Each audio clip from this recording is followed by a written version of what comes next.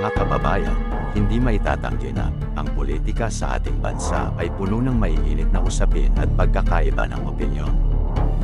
Habang ang administrasyon ni Pangulong Ferdinand Bongbong Marcos Jr. ay patuloy sa pagpapatupad ng mga programa para sa pag-unlad. Mabuhay ang bagong Pilipinas!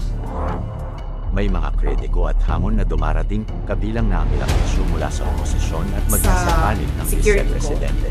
Kasi may kinausap na ako na tao.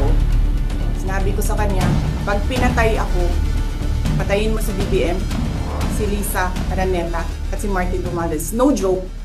Sa ilalim ng liderato ni PBBM, pangunahing layunin ang ekonomiya at infrastruktura. Ang Build Better More program ay nakatuon sa pagpapabuti ng transportasyon at paglikha ng trabaho, habang binibigyang pansin ang agrikultura at kalikasan.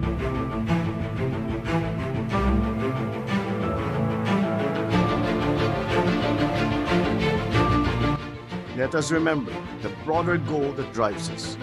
It is a bagong Pilipinas where our needs are met responsibly, equitably, and sustainably. Ngunit hindi maiiwasan ang pagtutol sa ilang mga pulisya, lalo na mula sa mga sektor na may ibang pananaw o opinyon tungkol sa direksyon ng bansa. Isa sa mga isyung hinaharap ng administrasyon ay ang patuloy na pagkakaiba ng pananaw sa pagitan ng mga nakaposisyon sa gobyerno. Why am I supposed to rebuke the committee? You have been saying things for a while. What? You have been rebuking this committee. You say that. We're not blaming the Vice President on this. Honorable Marcoleta, we are not blaming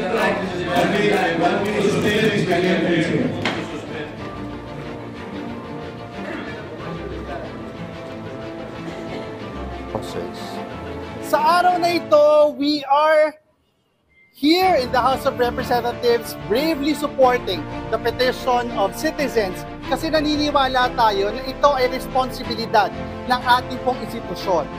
They have to give this complaint a fair chance and a fair day in court. Mahalaga po itong impeachment complaint na ito para simulan na yung totoo na step process towards holding the Vice President accountable. Ng military forces, ang AFP at PNP, ang security sector, ay dapat kilalanin nila ang karapatan ng mamamayan sa mapayapang pagtitipon at sa sama-samang pagkilos as guaranteed by the Constitution. Nakikita namin may mga fire truck na. We have been informed na until 7 p.m. lang daw ang aming maximum na stay dahil hindi daw ito public assembly area. Pero sa amin, as long as we do not obstruct the regular flow of traffic which is the EDSA highway, at hindi namin ino-obstruct ang operation of the parish church, ito ay bahagi ng public assembly ng mamamayan. So we call on the Armed Forces of the Philippines and the PNP na balikan niyo po ang nakasaad sa konstitusyon. As long as mapayapa, hindi nananawagan ng pag-aalsa at walang pag-aarmas ang taong bayan, ang public assembly ay fundamental na karapatan sa demokrasya ng ating lipunan. May mga ulat ng hindi pagkakasundo sa ilang issue sa pagitan ng pangalawang Pangulo at Pangulo na nagiging sentro ng usapan sa publiko. Ang mga ganitong tensyon ay nagdudulot ng tanong, paano natin maisusulong ang interes ng bayan kung patuloy ang pagkakawatak-watak? Communication, but nalik na, yes. Because that's really my opinion. This is not important. This does not make any difference to even one single Filipino life. So why waste time on it? What will happen to if somebody files an impeachment? It will tie down the House, it will tie down the Senate, it will just take up all the time, and for what? For nothing. For nothing. None of this will help improve a single Filipino life.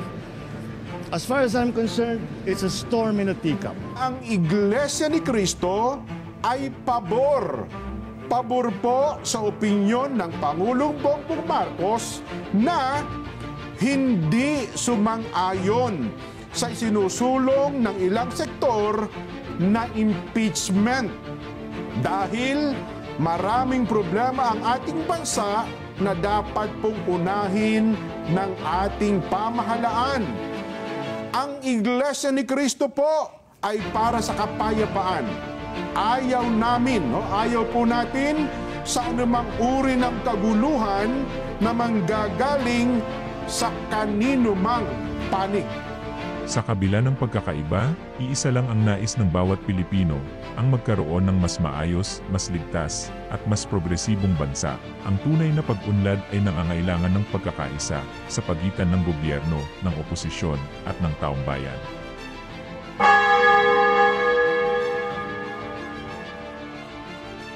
Mga kababayan, ang ating bansa ay hindi uunlad kung ang ating pagkakaiba ay magiging sagabal sa ating layunin.